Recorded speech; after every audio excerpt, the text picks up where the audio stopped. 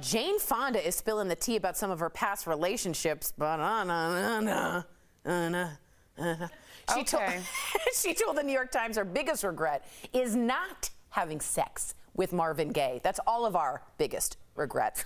Jane says he propositioned her, but she was married at the time. Jane also called Marlon Brando a great actor, but disappointing in bed. Whoa.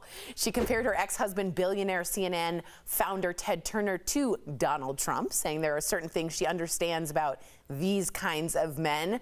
What do we think about the dish on the past relationships? Brandon, you've been in many. What do you think about dishing on those relationships? Is this rude? Oh, since we're throwing shade, why don't I throw a little shade back?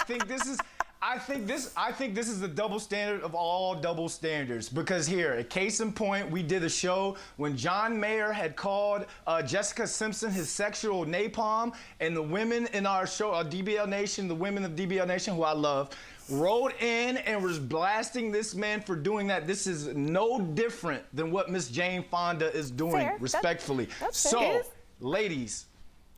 Erica, respond, please. Well, first of all, we're talking about people who aren't even here anymore, and I don't know if it's necessarily if Marvin Gaye would be upset that she regretted not getting it on. With him. No, I'm talking about Marlon Brando. I'm talking about Marlon Brando, though. I understand, but he's not here to defend himself. He could have been like, oh, it was a weird night. It was cold that night. I had a lot to drink. He's not here to defend himself. What a guy. One person's trash is another person's treasure, so always keep that in mind. Yeah. I have, this is when I first started in radio. I don't know why I'm even saying this right now. So I was very much in a committed relationship, and there were a lot of artists that came through, and I would always be like, man, I am so glad I am in a committed relationship, because I might have been swayed by one of these people.